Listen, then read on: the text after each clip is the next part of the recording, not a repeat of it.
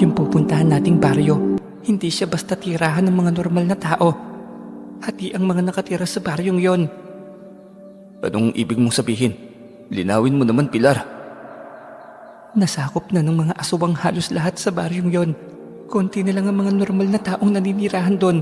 At kadalasan, may suot na proteksyon. Anong proteksyon naman? Itong itim na singsing, kapag nakita nila ito'y lumalayo agad sila. Kapag walang ganito'y basta na lamang silang papasok sa lugar. Naku, nakakabahala yun, lalo na sa'yo. Nababahala tuloy ako dahil sa sinabi mo. Parang gusto ko nang marating ang lugar. Mas nakakatakot ang sityong ito. Ayokong marinig na doong sityo ang tungo mo pero doon pala talaga.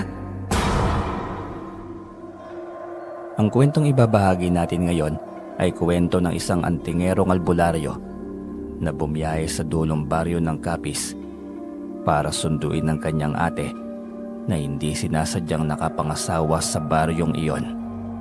Ang bida natin ngayon ay ang antingerong albularyo na si Pasi. At ito ang kanyang kwento. Bago po natin simulan ang kwento, inaanyayahan ko po kayo mag-subscribe bilang suporta po dito sa ating channel. Nagmamadali si Pasi na huwag maunahan sa isang bakanting upuan. Malayong biyahe pa patungong dulo ng baryong sakop ng Capiz ang kanyang lalakbayin. Hindi siya takot gabihin sa biyahe, ngunit ang pinag-aalala niya ay hindi pamilyar sa kanyang lugar o address na iniwan sa kanya ng kanyang ate Oray. Napakalayong biyahe galing Puerto Princesa. Sa barko pa lamang ay hilong-hilo na siya. Idagdag na naman ang biyaheng bus na tiyak na aalog ng gusto sa kanyang utak. Dahilan para mas madagdagan pa ito ng hilo. Wala siyang magawa. Kailangan niyang marating ang lugar. Kailangan niyang sunduin ang ate Oray niyang ayaw pagbakasyonin ng naging asawa nito nang walang sundo. Ang dami kaartehan ng mga ito. Pwede naman silang magkasama na magbakasyon sa amin. Kailangan pang sunduin. Sa layo ba naman ang lugar na pinanggalingan ko? Kumikibot ang kanyang bibig habang binubulong ang bagay na yon. Napalingon sa kanyang magandang dalagang katabi niya na noon lamang din niya napansin. Ay naku, ngayon ko lang napansin, napakaganda pala ng katabi ko. Ngiting wika niya sabay yuko dito.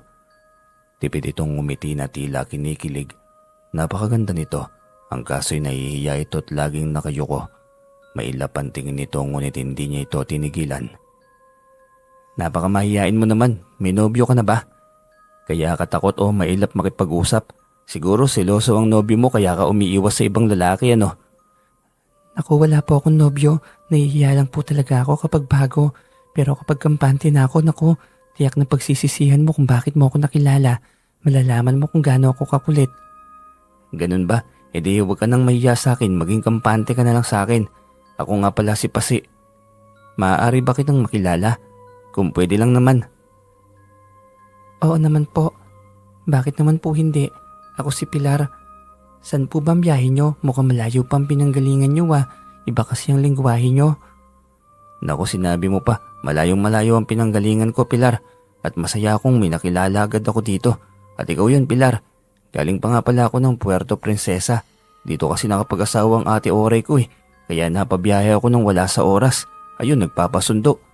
Ewan ko nga doon, hindi na lang isama yung asawa. Pero wisyo patuloy sa trabaho ko.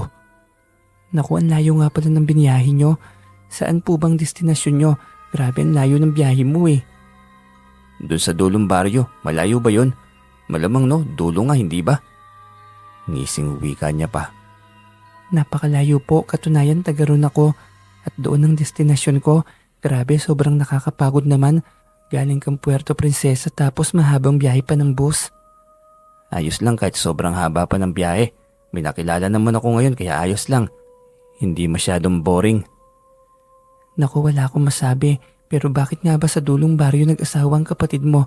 Maayos ba ang kalagayan niya ron? May anak ba sila? Nakakausap niyo ba siya sa telepono? Ano? Ang dami yan, nakakahilo naman lalo yung tanong mo. Isa-isa naman. Mas lalo ako napagod Biro niya pa sabay tawa. Hindi pero sa totoo lang, wala akong ideya. Hindi niya sinabi kung may anak na ba sila. Ang sabi lamang niya sa sulat ay sunduin siya. 5 taon na raw siya rito. Nagulat nga kami kung paano siyang nakarating dito. Gayong sa Maynila naman siya pinag-aral ng nurse ng aming tiyahing nasa Canada.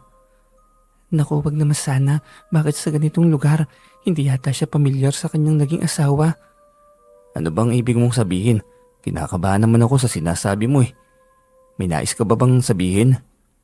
Wala naman po, mag-ingat na lang kayo at laging huwag magtitiwala sa mga taong nakaharap nyo.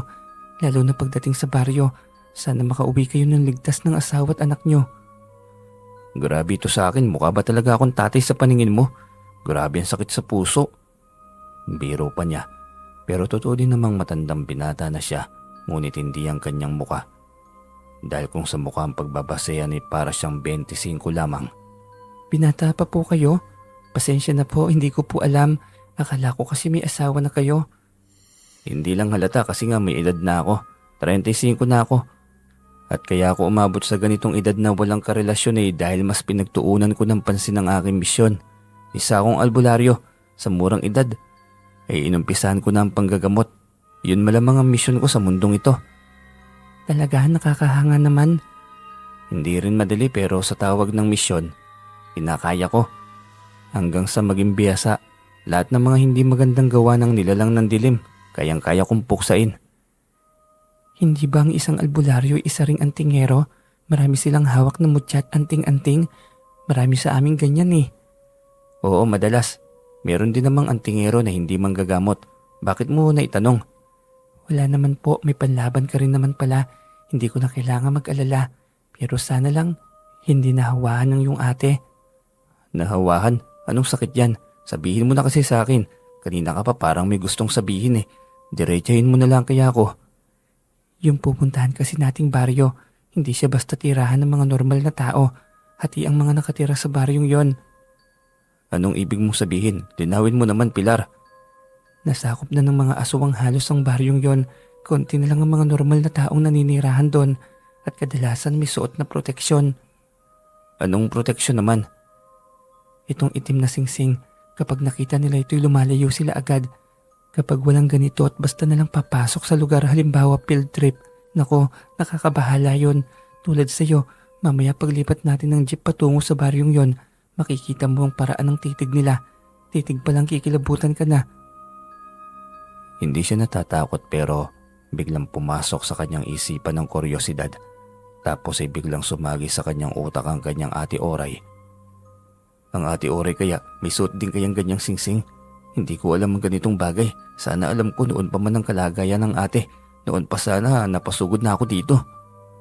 Hindi ko alam kung may suot din ganito ang ate Oray mo. Hindi ko kilala ang ate mo. Sa lawak ba naman ng baryong yon, hindi ko alam kung saang sityo siya. Pero kasi, ang madalas na nagkakaroon ng ganito ay ang mga sinaunang tao na ng lugar, katulad ng aming lahi. Bago pa magkaroon ng lugar ang mga aswang sa aming baryo, dati nang tirahan yun ng aming mga ninuno. Nababahala tuloy ako sa sinasabi mo. Parang gusto ko nang marating ang lugar. Sana nga maayos siya at ang mga anak niya. Huwag ka mag-alala, darating din tayo doon. Pasalamat na lamang siya na may isang Pilar siyang nakilala. Malayo pa lamang ay may mga ideya na siya tungkol sa lugar. Nang hindi niya matiis ay ipinakita na niya sa dalaga ang eksaktong lugar na nakasaad sa address. Ang mismong sityo kung saan ito naninirahan. Biglang nag-iba ang reaksyon sa mukha ni Pilar. Mas lalo itong nabahala dahil sa ipinakita niyang address. Bakit? Nakakatakot naman yung reaksyon mo, Pilar. Kanina mo pa ako pinag-aalala ng gusto eh. Mas nakakatakot ang sityong ito, Kuya Pasi. Ayokong marinig na doong sityo ang tungo mo pero doon nga talaga. Aray naman, ang sakit naman sa bayubang. Ayusin mo naman ang pagtawag mo sa akin. Bakit po, Kuya? Masama ba ang pagtawag ko sa'yo nun? Ayan na naman eh. Huwag ngang kuya, nakakasakit sa bayuwang eh. Ang hirap mo naman palang paintindihin. Kaloko naman ito. Pero sige, ganito na lang. Pasipiko para alam ko. Ay grabe naman, hinulaan pa ang buong pangalan ko. Pasi na lang ba pwede? Ang haba kasi naman ng pagmamayari kong pangalan eh. Parang isang parte ng malawak na karagatan. Ewan ko nga ba kay nanay bakit Pasipiko ang pinangalan sa akin. Ang dami ka-artehan sa katawan nito pero sige na nga. Alam mo kasi Pasi, didiretsahin na kita. Huwag ka nang umasa na isa pang tunay na tao ang ate Oray mo. O kung hindi pa man siya hinawahan, sigurado ding aswang ang asawa niya. Ibig mong sabihin posibleng aswang na rin ang aking ate. Posible. Ang sityong sinasabi mo ay ang pinakadulong sityo ng baryo. At ang sityong ito ay walang halo. Maniwala ka, puro mga aswang ang nakatira sa lugar na ito. Ang Ate Oray mo'y asawa ng isang aswang. Huwag sanang sumama ang loob mo pero sinasabi ko lang sa iyo ang katotohanan. Huwag kang umasang bahay ng isang normal na tao ang iyong dadayuhan. Totoo ba? Seryoso ka? Hindi mo ko pinagtitiripan lang. Hindi biro ang ganitong bagay. Sinong matutuwa kung sasabihin ang kapatid mo'y nakapag-asawa ng aswang? Hindi nakakatuwang biro yon. Ano, tutuloy ka pa ba sa biyahe kahit alam mo na ang totoo? Oo, dahil yun ang gusto ng ate. Ang sunduin siya. Gusto na niyang umuwi sa amin sa Puerto Princesa eh. Kailangan kong gawin yun dahil namimiss na rin siya ng aming mga magulang. Teka, di kaya't nagpaparescue talaga ang ate mo? Kaya ikaw ang pinapunta niya dahil alam niyang ikaw lang may kakayahang sumagip sa kanya? Kung tama ang hinala ko'y kailangan mong maglatag ng isang malaking plano. Hindi ka basta susugod doon at sasabihin kukunin ng iyong ate. Magiging malaking gulo ito. Mas lalong gumulo ang kanyang utak. Hindi niya inasahan yon. Sobrang talino ng kaharap niyang babae. Hindi niya alam kung nagkataon lamang ba o padala talaga ito sa kanya ng tadhana. Napakaswerte kong naging kasabayan kita, Pilar. Makakarating pa sana ako sa lugar ng walang ideya. Buti nga nagkataon na naging kasabay kita. Handa kitang tulungan pasi. Masyadong malaki na ang naging pinsala ng mga nilalang na yun sa aming lugar. Kung pwedeng bawasan, bakit hindi? Makipagtulungan ka sa akin. Alam kong may kakayahan kang gawin yon. Palagay mo, anong pwedeng gawin natin? Wala akong kaide-ideya. Hindi ako natatakot sa mga aswang. Pero nang sabihin mo ang bagay nito, bigla akong nabahala sa aking ate. At baka nga may mga pamangkin pa ako. Paano yan? May pamangkin din akong aswang. Wala tayong magagawa kung talagang ganon. Pero ganito ang unang plano. Magpanggap tayong magnobya. Paano tayo nagkakilala? Isa akong nurse. May medical mission kami sa puerto. At doon tayo nagkakilala hanggang sa naging magnobya. Hindi ba tayo mabibisto? Baka magduda sa atin ng asawa ni Ate Oray. Baka malagay lamang kita sa kapahamakan. Huwag ka lang pahalata. Wala na akong maisip na ibang paraan. Basta umayong ka na lang sa akin. Baka kasi pag-iinitan ka ng asawa ni Ate Oray. Kasi alam mo tungkol sa pagkatao nila. Tago at iilan lamang din ang nakakaalam ng ganitong kwento sa aming lugar. Kaya tiyak na hindi nila mahalata. Patay mali siya ka lang lagi kapag kaharap sila. Salamat sa tulong mo, Pilar. Mas lalo tuloy ako nag-aalala sa ate. Kalma lang, may sulat siya sa'yo. Ibig sabihin ay maayos ang kanyang lagay. Dahil sa malalimang pag-uusap, ay agad na nakagaanan ng loob niya ang dalaga. Matapos ang ilang oras na biyahe ay tuluyan na nilang narating ang lugar. Hapon na silang dumating, isang katamtamang laki ng bungalow na bahay ang eksaktong kinaroroonan ng address. Nag-doorbell si Pilar at makalipas lang ang ilang sandali ay isang lalaking matipuno at matangkad ang humarap sa kanila. Madilim ang anyo ng mukha nito ngunit hinaharap pa rin sila nito. Kayo po ba si Kuya Rindo? Ako po si Pilar, taga-kabilang sityo noong kabataan pa man. Kaso'y matagal na kaming lumipat. May kwento kasi ni Pasi sa akin na may kapatid siya rito, ang Ate Oray niya. Kaya nagtanong-tanong po kami. Ngayon ay napag-alaman naming asawa niyo po si Ate Oray. Kung ayos lang po, gusto po sanang dalawin ni Pasi ang kanyang kapatid. Sigurado ka bang kapatid ka ni Oray? Galing ka pang Puerto Princesa kung ganun. Buti alam mo ang address. Oo kuya. Kahit hindi tanungin masyadong halata dahil hawig kami ng mukha ng Ate Oray. Sige, pasok kayo sa loob.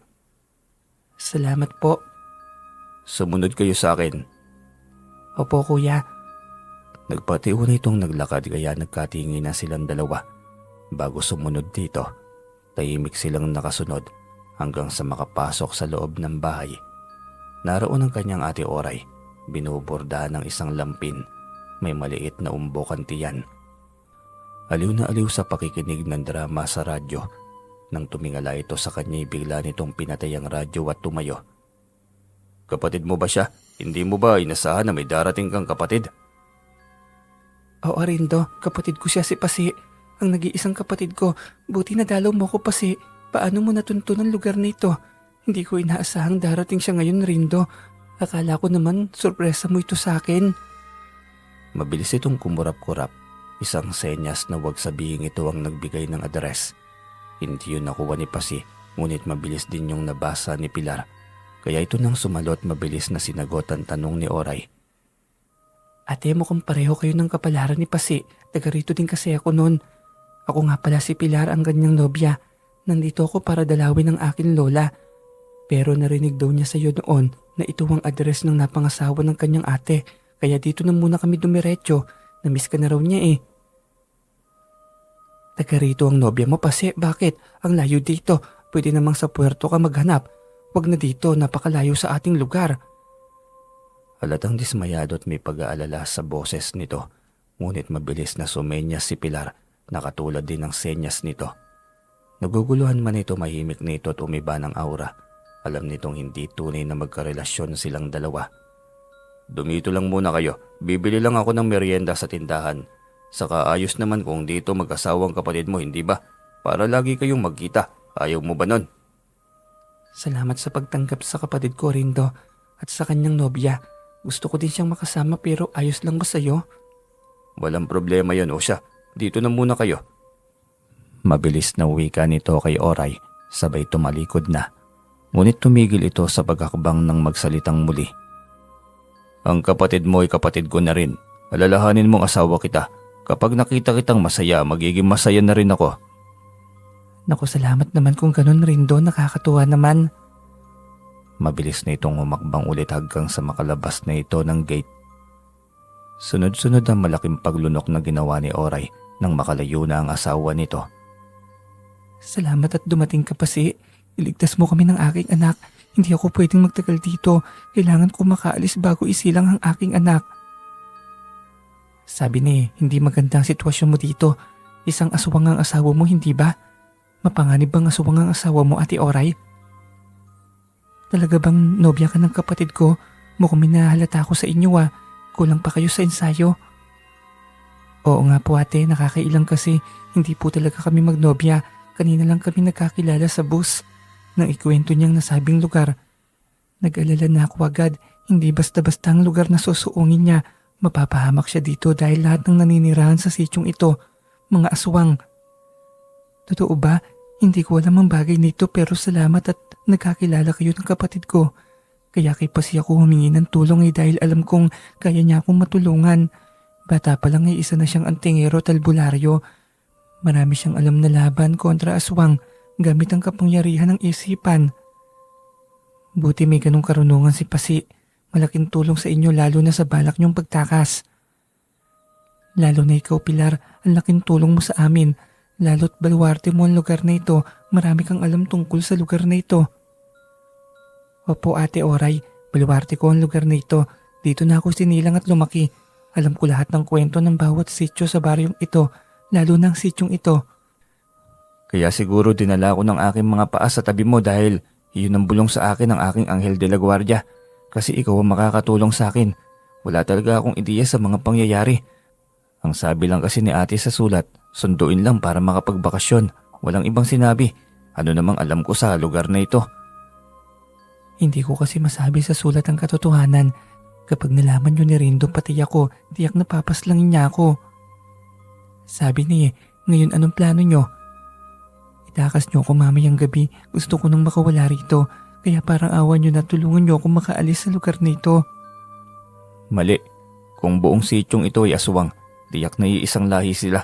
Magtutulungan sila para mahabol tayo. Babawiin ka pa rin nila sa amin. Baka mapahamak ka lang lalo. Kailangan nating mag-isip ng ibang paraan. Anong gusto mong gawin natin? Hindi ko na kayang tumira na matagal dito. Marami ng anak ko ang kinain ng hayop na Rindong yon, hindi ko na kaya. 5 anak ko na anak kong bagong silang ang kinain niya. Hindi pwedeng dagdagan pa, hindi ako papayag. Talaga palang napakademonyo ng lalaking yon. Paano niya maatim na kainin ang sarili niyang anak? Kaya nga pa hindi ko matanggap. Pero hindi ko rin kayang tumakas mag-isa. Kapag nahuli ako, tiyak na karne rin ang aabutin ko. Maghanap na lang tayo ng paraan para makatakas nang hindi malagay sa alanganin ng buhay. Gagawa tayo ng konkretong plano. Hindi natuloy at biglang nagiba ang tanong ni Oray nang biglang bumukas ang pinto. Yun ay upang hindi malata na pinag-uusapan nila ang isang bagay. Inilapag ni Rindo sa kanilang harapan ng litro ng soft drinks at isang pakete ng biskuit. Magmerienda muna kayo, tiyak akong pagod kayo. Dumito kayo hanggang kailan nyo gusto, lalo na ikaw pa si. Matagal na kasing nangungulila si Oray sa kanyang pamilya. Napakaswerte naman ng aking kapatid, nakapag-asawa ng mabait at responsabling asawa. Maswerte din naman ako sa asawa ko, lagi akong busog dahil sa kanya. Bukod doon, masarap talaga siyang magluto. Timuan niyo talaga, walang hiya. Bulong ni Oray. May sinasabi ka ba, mahal? Linawin mo nga. Wala rin daw ang sabi ko'y bilang responsabling asawa ay marapat na gawin ko ang bagay na yon. Tama naman. Simpleng sulyapan lamang sina Pasi at Pilar. Isang kwarto ang itinuro ni Rindo na pansamantala nilang tuluyan habang naroon sila. Nagkatinginan naman silang muli. Alanganin at nahihiya sa isa't isa. Magdobya naman kayo, saka hindi na kayo mga bata. Siguro naman alam nyo na kung ano ang ibig kong sabihin. Opo kuya, naiintindihan naman namin kung anong ibig niyo sabihin. Mahal, ipasok muna natin sa loob ang ating mga gamit. Halos matawa si Oray sa ginawang yon ni Pilar habang siya'y gulat na gulat at hindi makapaniwala. Hindi nito akalaing kaya niyang gawin ang bagay na yon. Tahimik siyang napasunod sa dalaga habang bitbit ang malaking bag. Sandali lang Kuya Rindo, Ate Oray, babalik kami para sa merienda. Ayos lang, iligpit niyo muna ang mga gamit niyo. Opo Ate Oray. Diretso na itong pumasok kaya sumunod siya rito. Pagdating sa loob ay nagulat siya nang bigla siya nitong kindatan. Ayos ba? Galing kong umakto no? Ano't parang nababakla ka naman. Naku, alam ko na yan, may gusto ka sa akin ano? Uy wala ang lakas naman ng amoks mo. Sus, ayaw pang umamin. Mga matang yan, alam na alam ko yan. Nakapag-aral din kaya ako ng kaunting psikolohiya. Kaya alam kong may gusto ka sa akin. Pero awat mo na dyan kasi may misyon tayo. O halika na, huwag tayong magtagal dito baka mamaya kung anong isipin ng mga yon. Nailing na lamang siya sa pagiging prangka ng dalaga. Gayon pa man ay tuwang-tuwa siya at nakilala ang katulad nito. Aminado din naman siya sa kanyang sarili. May gusto siya dito kahit unang beses pa lamang niya itong nakilala. Pagkalabas nila ng kwarto, ay ibang reaksyon ng mukha ang kanilang nakikita. Tila ba may kinatatakutang bagay ang kanyang Ate Oray, panay ang sulyap nito kay Pilar na tila ba may nais sabihin. Samantalang kakaibang ngiti naman ang sumilay sa mukha ni Rindo. Nahalata ito ni Pilar kaya naghanap ito ng paraan para makausap si Oray. Alam mo mahal, dahil ngayon lang tayo nakapagbakasyon, dapat makipaglapit tayo kay Ate Oray at Kuya Rindo. Kausapin mo si Kuya Rindo para malaman mo naman ang mga bagay sa kanya. Gaya ng mga paborito niya, ganon. Para hindi naman tayo mailang sa kanila. Ako naman kakausapin ko si Ate Oray para mas maging malapit kami. Dahil doon ay nailayo niya si Oray sa asawa nito. Panayan lingon ni Rindo kay Oray, tila ba may kinababahala. Ngunit nang yayain niya itong lumabas sa bakuran ay wala itong magawa kundi ang sumunod. Hanggang sa niyayanan niya ito sa tindahan para makipag-inuman. Isang bote ng beer lang Kuya Rindo, ayos lang ba yun sa'yo? Abay oo naman, kaunting pag-uusap nang sa ganun ay makilala natin ang isa't isa. Tama po kayo doon Kuya Rindo, ilang araw lamang din kasi kami dito, may mga trabaho din kasi kami sa amin eh. Ano bang trabaho mo? Anong hanap buhay mo sa inyo? Ako po, magsasaka. May palayan kami sa amin sa Puerto. Yun na po ang aking una pong inaasikaso eh. Nasabi nga pala sa akin ni Oray yan, may malawak kayong lupain doon. Buti naman at nariyan ka para alagaan ang yun lupain. Oo, sa ninuno pa kasi namin yun. May lahing kuyunin din kasi kami. Kaya sa amin talagang malawak na kalupaan sa aming lugar. Kaya naman pala, yung mga kuyunin ng mga unang tao sa Palawan, hindi ba? Opo kuya, sila po. Maganda pong makitungo sa mga katulad namin. Sana mabisita ko rin ang lugar nyo balang araw. Gusto ko rin sanang makilala ang aking mga biyanan. Anong oras kung gusto nyo pong pumunta doon ay walang problema kuya. Kung saan napunta ang kanilang usapan, ngunit hindi niya pinahalata at lalong hindi niya pinaalam na isa siyang antingerong albularyo. Samantalang si Pilar ay kinuha ang atensyon ni Ate Oray niya at nang maiwan ang mga ito'y doon lamang niya itinanong kung ano ang kinatatakutan nito. Ate, alam kong may bumabag-habag sa'yo, sabihin mo, huwag kang matakot.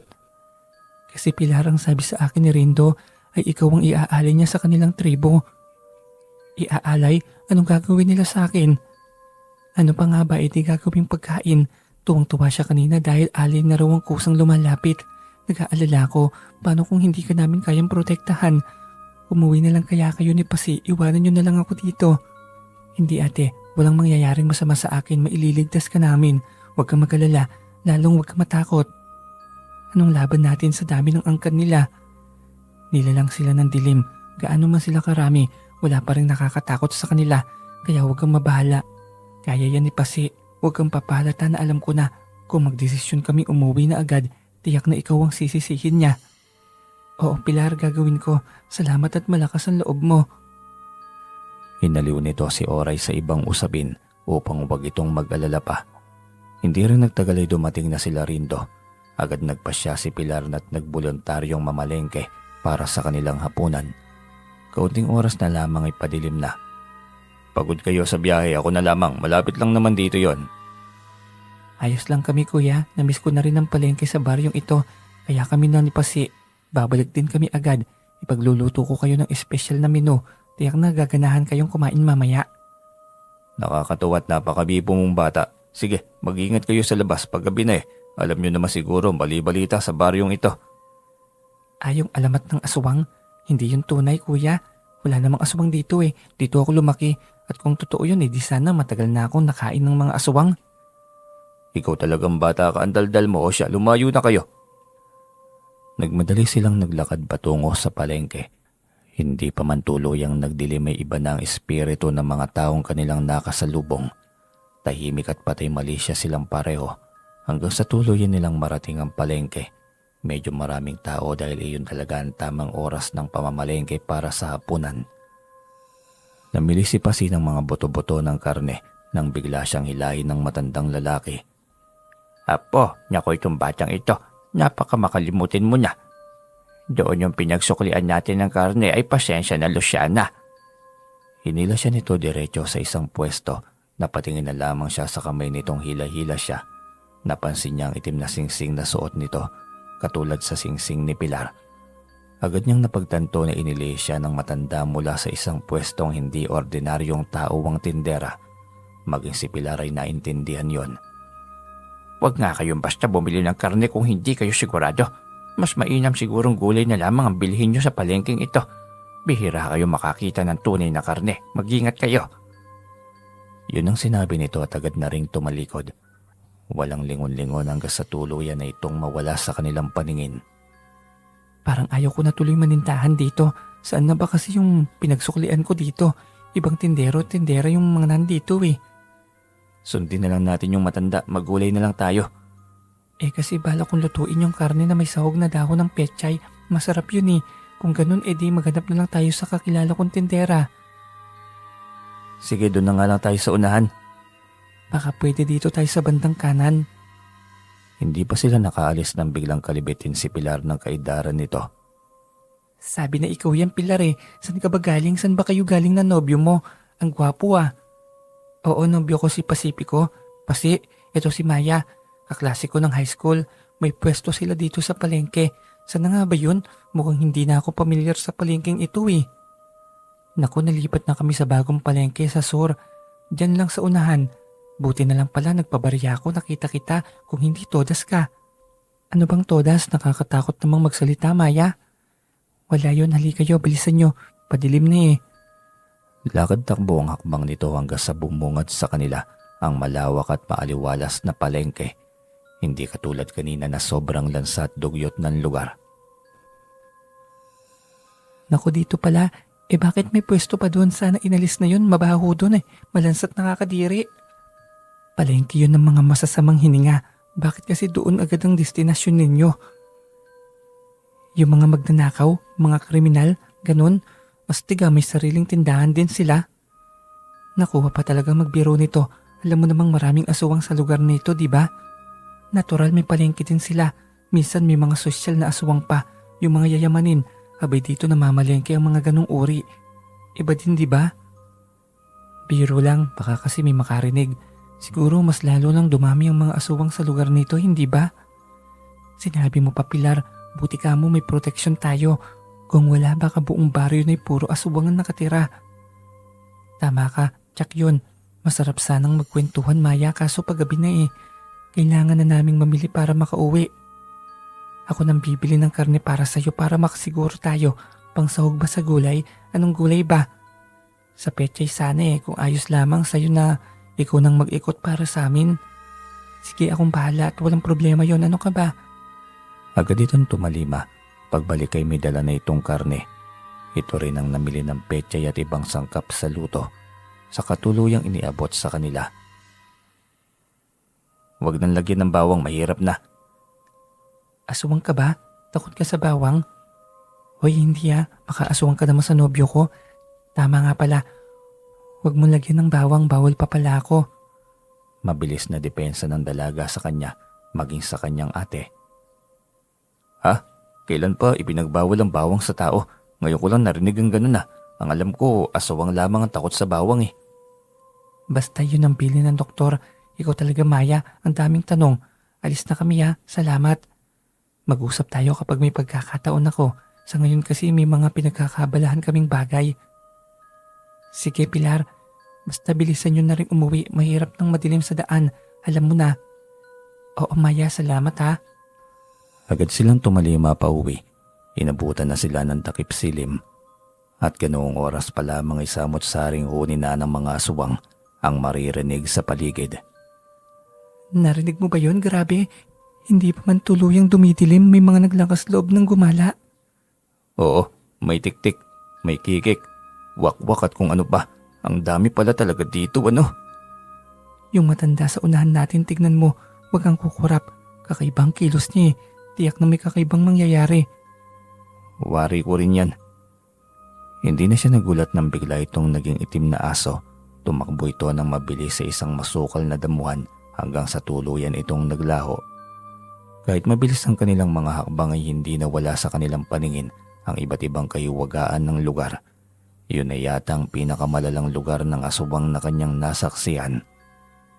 Pagdating sa bahay ni Rindo ay dalawa pa rin sila na tulong-tulong sa pagluto para sa kanilang ulam. Ano ba kayong dalawa? Bisita kayo rito, kaya dapat kami ang nag-aasikaso sa inyo. Pagod pa naman kayo galing sa biyahe. Ako nang mag-aasikaso niyan at magpahinga na kayo. Ate, buntis ka. Ikaw dapat ang inaalagaan. Saka si Kuya Rindo, pagod din niya sa hanap buhay niyong dalawa. Kaya hayaan niyo na kaming mag-asikaso ng kusina hanggat naririto kami. Sabi niyo yan ha, Pilar. Ayos lang ba talaga? Nakakahiya sa inyo eh. Opo ate, ayos lang. Maupo ka na lang doon. Saan na ba si Kuya Rindo? Bakit wala siya rito? Yun nga eh, hindi ko alam kung nasan yun. Noong umalis kayo, umalis din eh. May mahalagang pupuntahan daw. Hindi naman sinabi kung saan. Mukhang inagahan ng pagpupulong ate. Alam mo na. Sabay dungo nito sa harapan ng gate. Pero maririnig naman nila kung papasok. Pwera lamang kung gumamit ng kapangyarihan o itim na salamangka. Tapos bigla na lamang nasa harapan na nila. Pero tiyak na hindi gagawin nun ng bagay na yon. Anong pagpupulong? May dapat ba silang pag-usapang mga aswang? Hindi mo sinabi kay Pasi. Wala siyang alam tungkol sa sinabi ko sa'yo. Ang alin? Ang tungkol saan? Wala akong alam ate. Sabihin mo naman sa akin bakit kayo naglilihim? Pasi, si Pilar kasi siyang balak ng Kuya Rindo mong gawing alay. 3 araw mula ngayon. Kaya tiyak na mga tungkol sa gagawing ritual ang pinag-uusapan ng angkan ngayon. Ano? Mapapahamak pa si Pilar nito. Hayop ng mga asubang yon, magaling pumili. Hinaan mong boses nyo. Baka nandyan na yun. Bigla pa namang sumusulpot yun ng hindi nararamdaman. Nakakatakot baka mahuli tayo. Antingero ka Pasi. Alam kong kaya natin ito. Ito na ang pagkakataon. Pupuksain natin silang lahat sa kanilang pagtitipon. Hindi ka natatakot, Pilar? Buhay mo ang nakataya dito. Teka, ano na ba itong tinutukoy mo? Na babawasan ng kanilang angkan? Mukhang oo. Ito na nga yata ang pagkakataon. Saka, bakit naman ako matatakot? Nandyan ka. Alam kong ililigtas mo ko. Mahati mo kayang tingnan ako na inililitsyo ng angkan ng mga aswang? Parang ako naman yata ang natatakot sa ginagawa mo, Pilar. Buhay mo ang nakataya dito. Kung mauna ka na kayang umuwi sa inyo. Hindi pwede ngayon pa ako aalis. Kung kailan may plano na sila, saka kampante akong ililigtas mo ko kasi buhay ko ito. Mahal mo pa naman ako. Paano na lang kung mawala ako? Isusumpa mo talagang sarili mo. Nakuha mo pa talagang magbiro eh. Umayos ka nga. Hindi ako nakikipagbiroan. Buhay mo ang nalalagay sa peligro. Mas lalo namang hindi ako nakikipagbiroan pasi. Pagkakataon na ito, mapapaslang ng maraming aswang sa sityong ito. Hindi na kailangan ng puwersa ng kung anong matatalim na sandata. Alam ko may hawak kang malakas na orasyon. Panama sa mga nilalang na yon. Pilar, hindi kayang puksain ng kung anong orasyon ng pinuno nila. Masyadong malakas yun. Libo-libong taon na ang edad ng lalaking yon. Nagiging mukhang bata kapag nakabiktima ng dalaga, kapag nakain ng puso't na inom nito ang sariwang dugo. May kinuha ito sa bag nito. Nakasunod ang tingin nilang dalawa na magkapatid nang pumasok ng kwarto si Pilar. Pagbalik nito ay isang balaro na tanso ang hawak. Maging ang hawakan at kaluban ay tanso rin. Ano yan, Pilar? Isang balaro na tanso. Lagi ko itong dala. Simula 10 taon pa lang ako sa akin na kasi ito iniwan ng lolo. Para malaman nyo, ang lolo Inko ko noon ay hangaway ng mga aswang. Kung hindi lang sa sakit na TB, hindi sana siya pumanaw ng basta-basta. Matapang na antingero ang lolo ko noon. Nag-iisang apo lang niya ako kaya sa akin to napunta. Anong gagawin mo sa balaro na yan? Ipaubaya ko to sa'yo pasi. Naniniwala akong kaya mong gawin ngayon ang bagay na hindi nagawa ng lolo at tatay noon. Nagkaroon pa ako bigla ng misyon ah. Ito yata ang dahilan kaya tayo pinagtagpo. Dahil tayo ang tatapos sa angkan ng mga aswang na naghahari-harian sa sityong ito. Sobrang talino mo talaga, Pilar. Hanga ako sa katilanuhang meron ka. Hindi po ako matalino, Ate Oray. Sadyang sa akin ng kaalamang ito noon pa man. Kaya nagmamarunong masyado. Nakakatuwa ka talaga, Pilar. Sana nga totoong nobya ka na lang ni Pasi. Mayayari yan, Ate Oray. Kita mo naman kung tumingin sa akin si Pasi. Halatang may gusto siya sa akin eh. Iba ka rin kung magyabang sa sarili eh. Hindi ka naman kagandahan. Yan ang pangalawang kasinungalingan mo, Pasi. Gusto mong makita ang litrato ko? Ito, para naman alam mo. Dinukot nito ang pitaka sa bulsa ng pantalon nito. Sabay pakita ng kanyang litrato. Kahit naman hindi nito ipakita, para sa kanya ito na ang pinakamagandang babae na nakilala niya. Tameme ka, no? Reyna ng kagandahan itong nasa harapan mo ngayon. Sexy pa nga, diba? Ayaw pang umamin eh. Alam ko namang hulog na hulog ka sa akin, aminin mo na. Mukhang nagkakatuwaan kayo ah. Ang saya niyong tignan, biglang nagkaroon ng buhay ang tahimik naming tahanan dahil sa inyo. Wala kahit isa sa kanila nakapagsalita. Parehong nagulat sa biglang pagsulpot nito sa kanilang harapan. Bakit biglang natahimik kayo? Ayaw niyo bang nandito ako? Nako, hindi po kuya, nagulat lang kami. Bigla na lang po kayo nandyan. Paano po kayo nakapasok? Sa pinto. Hindi niyo marahil nakita kasi masaya kayong nag-uusap. Kanina pa po kayo? Ngayon lang, bakit? Wala po, nagtatanong lang. Tila nabunutan sila ng tinik nang marinig yon. Ibig sabihin, ang tuksuhan na lamang nila ang narinig nito, hindi ang mga seryosong bagay. Si Ori nang muling nagsalita, maraming naging katanungan para sa asawa habang sila'y minamadali ng pagluluto. Pagkatapos magluto'y naghain na agad sila ng hapunan. Tahimik silang kumakain nang biglang punahin ni Rindo ang luto ng dalaga. Masarap kang magluto gaya ng asawa ko. Ang swerte sana sa iyo ni Pasi kung nagkataon. Bakit po may sana? Hindi naman po kami maghihiwalay. Hindi po ako mamamatay kaya swerte po talaga siya sa akin. Napaubo si Pasi nang sabihin ito ang bagay na yon. Samantalang alanganin naman ang tawa ni Rindo. Sa bagay nga naman, nagkamali lang ako. Muling natahimik ang lahat nang biglang may dumating na tiktik sa likod ng bahay. Grabe ang tapang, maaga pa. Baka manghingi ng ulam. Huwag kang magbiro ng ganyan sa nilalang. Mababangis ang mga yan. Pasensya na po. Hindi basta-basta ang mga asubang dito kaya mag-ingat ka. Salamat po kuya, hindi na po mauulit. Bilisan niyong kumain para makapagpahinga kayo. Alam kong pagod kayo sa biyahe. Pagkatapos kumain ay nagpumilit si Rindo na ito nang magliligpit at maglilinis ng kinainan nito. Pumasok na lamang sila sa kwartong nakalaan para sa kanila. May sariling banyo yon kaya hindi na kailangang lumabas. Mauna ka nang magbanyo, matagal akong makatapos eh. Baka mainip ka. Sige, salamat. Kapag naman talaga babae, sobrang bagal kumilos eh.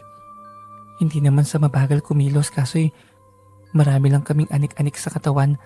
Maglalagay ng lotion padulas sa buhok, suklay sa mahabang buhok. Idagdag pa itong buhok kung sobrang tagal matapos suklayin kasi nga kulot. Oo na, hindi mo na kailangan magpaliwanag. Agad siyang pumasok ng banyo. Pagkatapos nito'y siya na ang sumunod. Hindi siya komportable dahil unang beses niyang matulog na may kasamang babae sa kwarto. Tiyak na hindi siya makakatulog. Pinilit niya ang kanyang mga mata habang nakasandal sa headboard ng kama nang biglang may narinig siyang pagaspas ng pakpak sa bintana ng kanilang kwarto. Nanliit ang kanyang mga mata habang nakatitig doon. Lumapit siya doon upang makahanap ng butas at masilip ang labas. Isang maliit na butas ang kanyang namataan. Agad niyang sinilip ang labas. Nilalang na parang anghel dahil sa pakpak nitong kulay puti. Parang pakpak ng anghel, ngunit ang mukha nito'y kulubot. Sobrang pangit na tila ba may sungay sa noo. Mahabang itim na dila. Nanlilisik ang mga mata na tila babalis at hindi mapakali. Walang alinlangan niya itong inusalan ng orasyon. Bigla itong tumalsik. Dahil hindi nito napaghandaan ang kanyang ginawa. Narinig niya ang pag-iyaw nito mula sa malayo, ngunit hindi na niya nakita pa kung saan ito naroon. Anong sinisilip mo dyan? Mukhang may kakaiba. Ano yan? Tapos ka na bang magbanyo? Akala ko ba matagal ka magbanyo, sabi mo? Tapos na ako, ayoko munang magbabad sa tubig. Galing kasi ako sa mabibigat na gawain. Baka pasmang abutin ko. Ano ba kasing sinisilip mo dyan? May umaaligid ng aswang sa atin. Mukhang sabik na makatikim ng karne ng tao. Ng karne mo malamang at sariwan dugo mo. Anong sinasabi mo? Bakit ako? Kahit sino, basta tao, gustong-gusto ng mga yon. Sa bagay, pero mukhang nakita ko ng pinuno ng mga aswang. Umaaligid dito at na yatang makainom ng dugo mo. Siya na yata ito kung hindi ako nagkamali. Pinaglololoko mo naman ako eh. Gusto mo pa talaga akong takutin?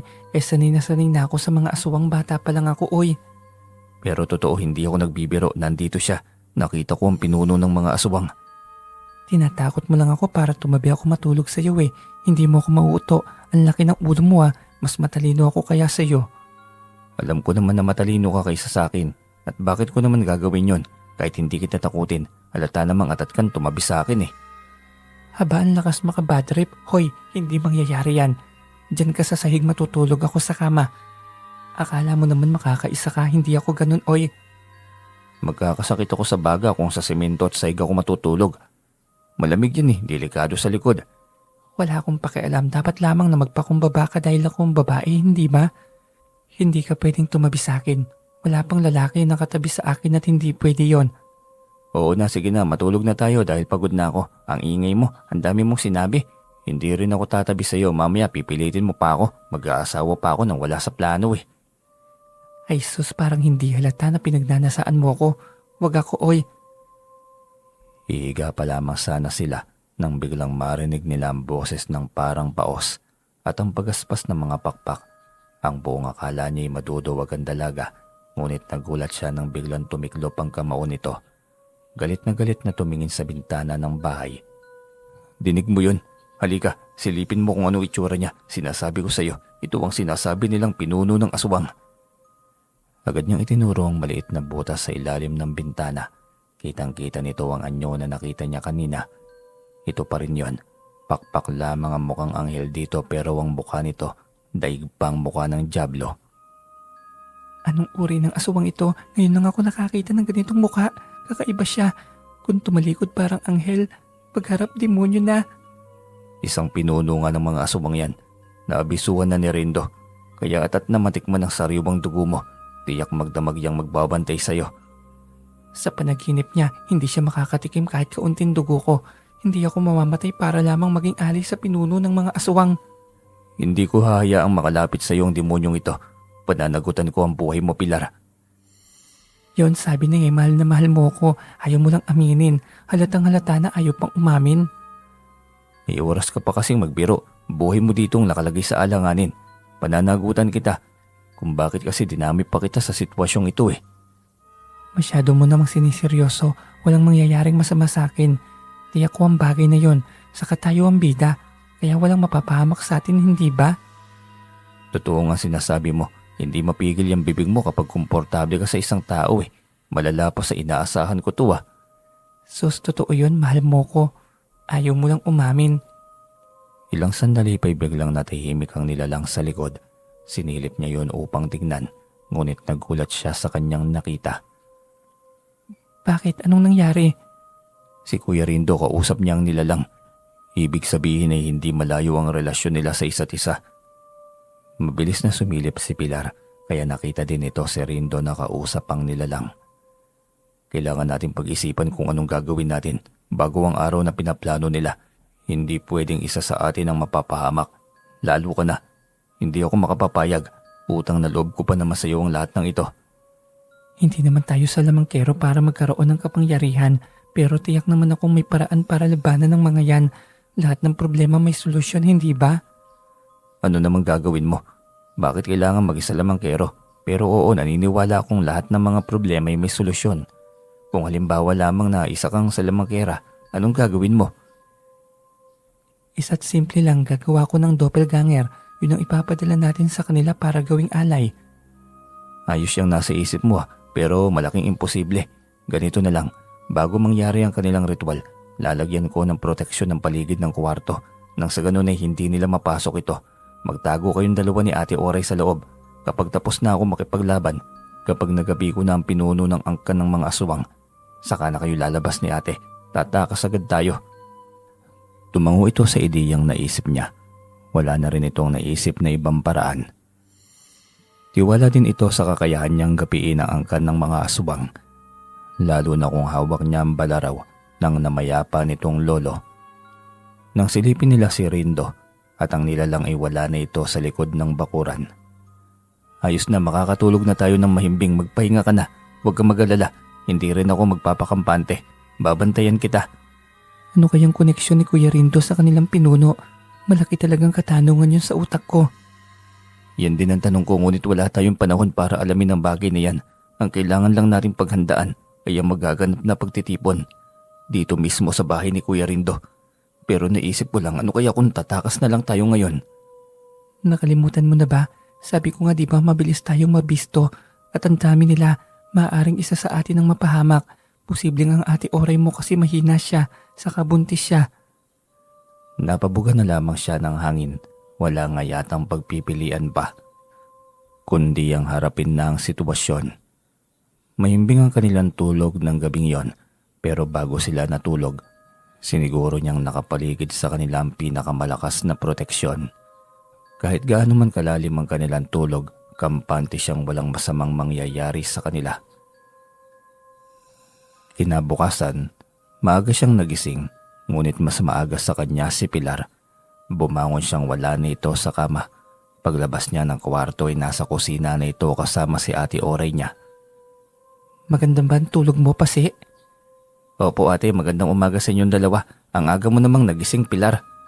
Siyempre, sanay kasi ako nagigising ng maaga. Saka gusto ko rin gawan ka ng masarap na kape. Masarap akong gumawa ng kape kaya paborito ng tatay ko noon ang gawa kong kape. Ang dami mo talagang kayabangan sa katawan. Hindi ba pwedeng bawasan mo naman yan?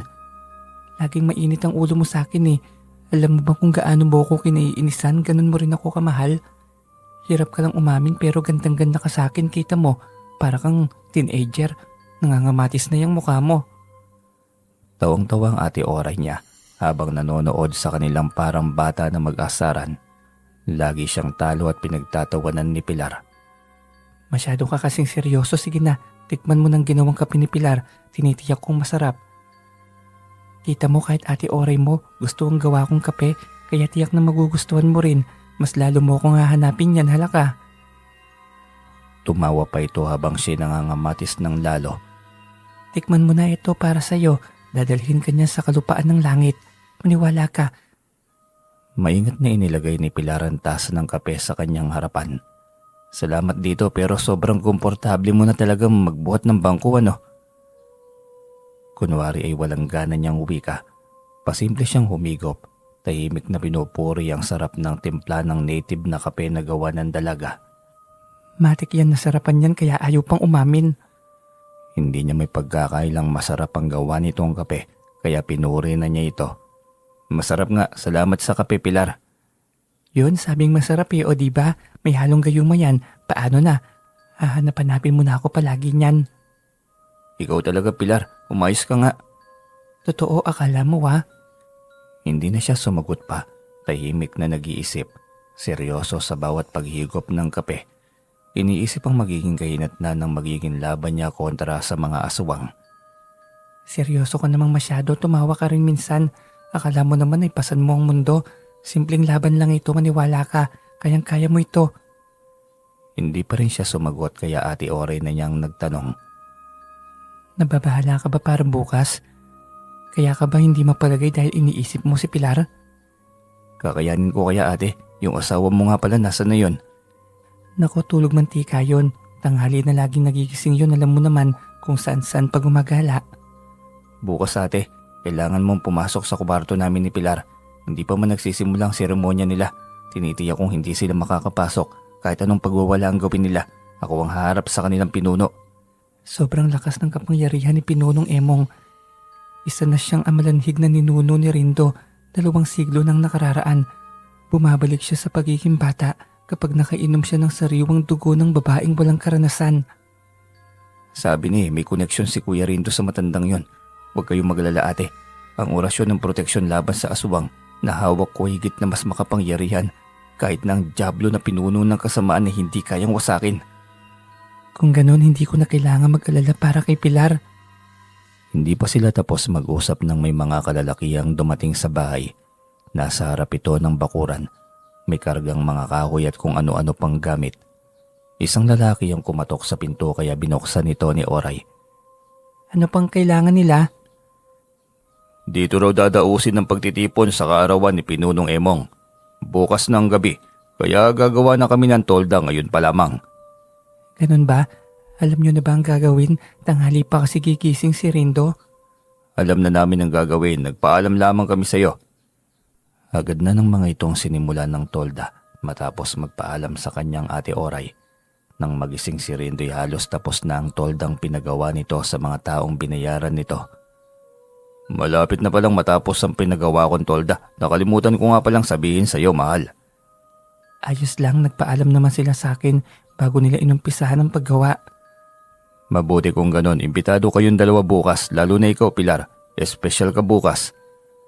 Ngising kabayo nito nang sabihin yon. Nagkatinginan silang dalawa matapos yon. Ginalingan naman ng dalaga ang pag-akto. Grabe naman sa espesyal, nakakahiya po pero salamat. Wala yun, paano kumain na kayo? Opo, tapos na, balak na nga naming mamasyal sana saglit. Kaso'y nakakatamad din naman kaya dito na lang muna kami. Huwag na kayong lumabas, delikado, baka mamaya makasalamuhan nyo pa ang mga masasamang loob, mahirap na. Muli na naman silang nagkatinginan at lagi si Pilar ang palaging mabilis na sumakay sa usapan. Nang hapong yun ay sinimulan na ni Pasi ang pagpapalakas ng mga anting-anting at orasyon niyang hawak. Palihim niya yung ginawa sa loob ng kwarto nila ni Pilar dahil sa pagiging abala ni Rindo ay hindi nito napansin ang nawawala niyang presensya. Sumapit ang nasabing gabi, kabado siya sa malaking misyon. Malaking laban na kanyang kaharapin. Pero buo ang loob niya. Kailangan niyang ipanalo ang laban para tagumpay niyang maiuwi ang Ate Oray niya at ang pamangkin na nasa sinapupunan nito.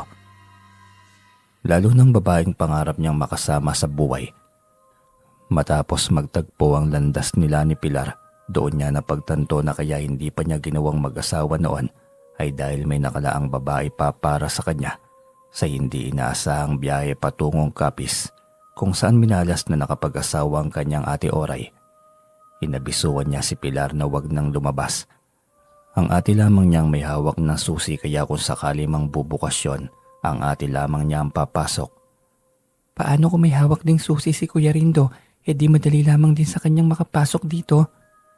Tiyak na hindi siya makakapasok, hindi niya kayang suungin ang kapangyarihang nilagay ko sa bawat sulok ng pintuwang ito. Subukan nilang pumasok na tiyak na magiging abo sila. Naniniwala ako sa iyo kasi ito ang tansong balaro ng aking lolo. Itago mo sa tagiliran mo.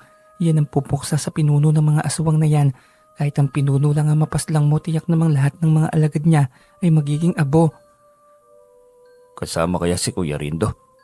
Oo, dahil si Pinunong Emong ang ugat ng lahat. Siya ang susi ng pagkawala ng lahat ng mga lahi niyang aswang. Kung ganun, gagawin ko ang lahat para mapaslang ko ang matanda. Kaya mo yan, Pasi. Alam kong kaya mo at alam kong kaya ka dinala ng tadhana dito'y dahil sa magiging mabigat mong misyon. Salamat sa pagpapalakas ng loob ko, Pilar. Iwanan na kita. Dito ka lamang at huwag kang lalabas. Kahit anong mangyari, dito ka lang sa loob. Dito lang sa loob ang kaligtasan mo. Lagi mong tatandaan yan. Tumango lamang ito at agad niyang isinarado ang pinto matapos ang mahabang pag-uusap. Pasimple siyang lumabas at lumapit sa tolda.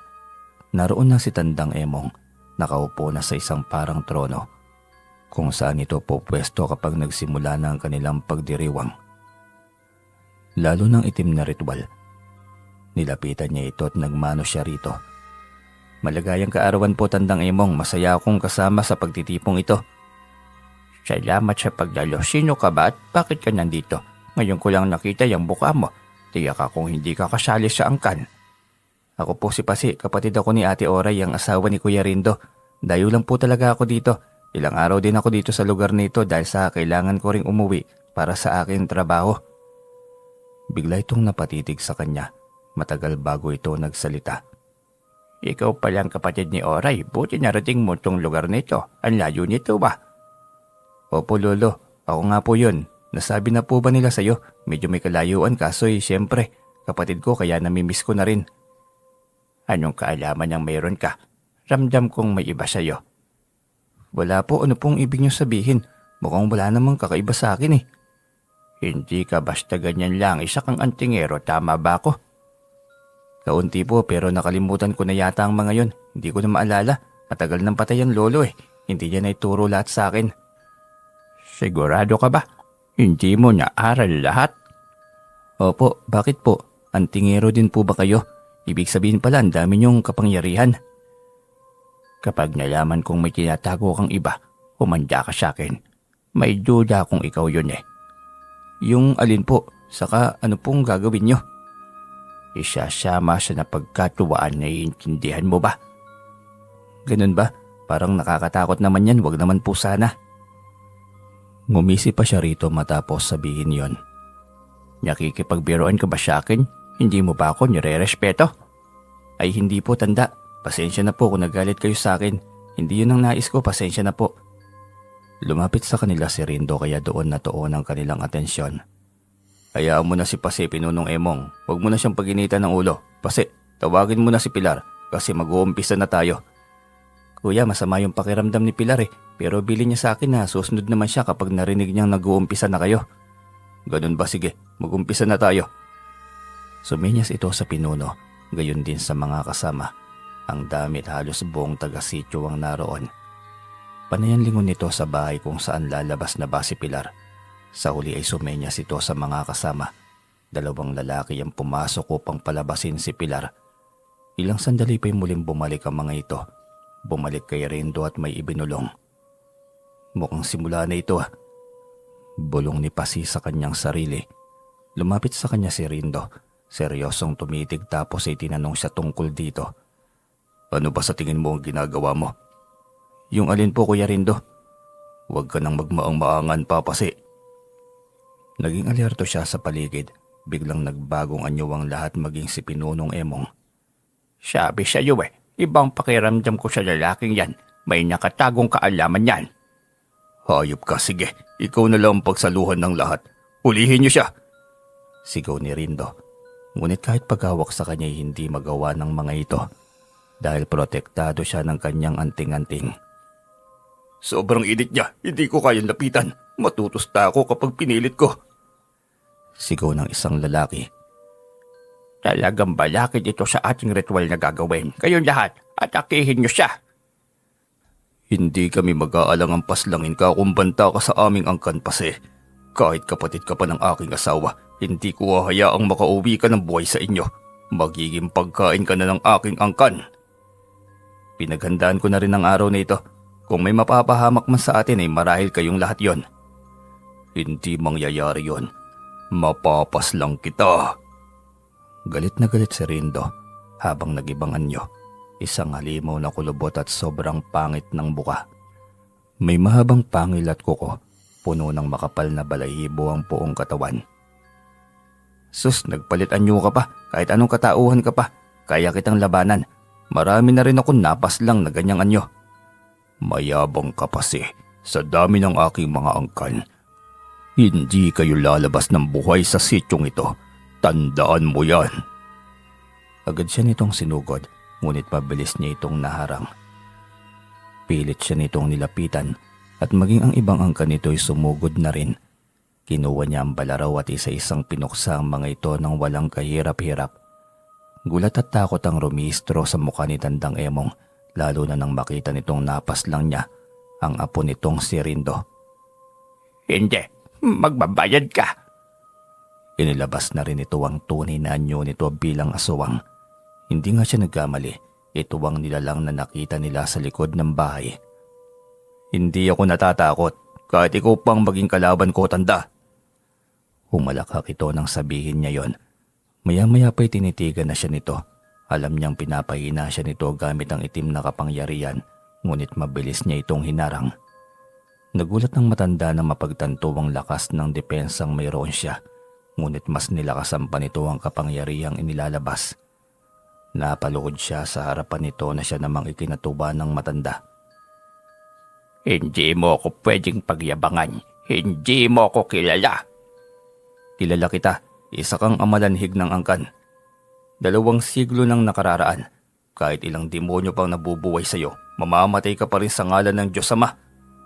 Hindi mangyayari yan. Walang anuman o sino mang maghihigit pa sa akin sa mundong ito. Papaslangin ko siya. Muli siya nitong inatake, kaya naramdaman niyang muli ang panginginig ng kanyang tuhod. Pagbabawas yun ng enerhiya niyang taglay. Samantalang sapilitang nabuksan ng bintana at pintuan sa kwarto kung saan naroon si Pilar at ang ate Oray niya. Nag-iiyakan sa takot ang mga ito, ngunit nang pumasok ang mga aswang sa loob ay kanya-kanyang naging abo, kaya nabawasan ng takot na kanilang naramdaman. Nakasuksok lamang sila sa gilid ng kama. Tinitingnan ng bawat nilalang na naging abo sa tuwing sapilitang pumapasok para kunin sila. Sa uli ay wala nang naglakas ng loob na pumasok sa takot na mapas lang.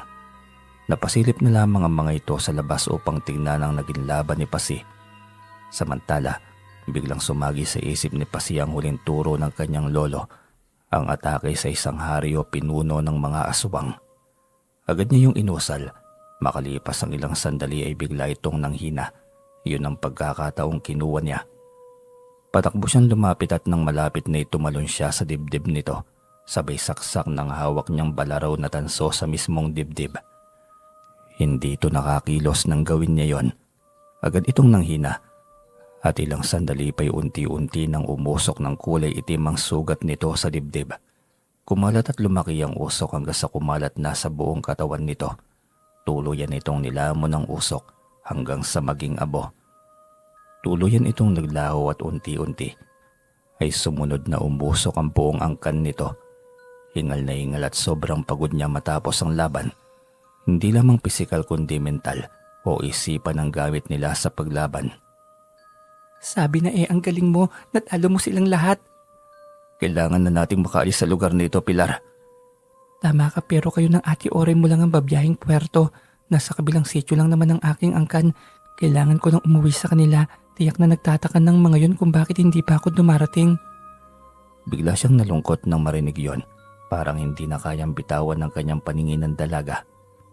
Bakit parang pinagbagsakan ng langit at lupa yung mukha mo, Pasi? Puna ng kanyang ate Oray. Ay sus, yan ang habang sinasabi ko eh. Ayaw pang umamin na gusto ko, kaya tumandang binata. Kasi nga apakaduwag ay umamin. Kapag ba maglakas loob ako, may pag-asa ba? Hindi rin ako sigurado, ang layo kaya. Puerto Princesa tapos sa Capiz. Nako, paano mo ako maliligawan yan?